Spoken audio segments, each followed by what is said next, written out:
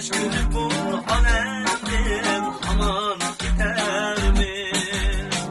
Güldek yaşap öteyli adı ana barda, hizmeti de bolaylı dayım aldıda. Güzellikle aylandırgan bereketli kul işimiz, anlatılıp kızım deyli yüzge işimiz. Tutubuz toyimiz, modern işimiz, bizge göçün sabah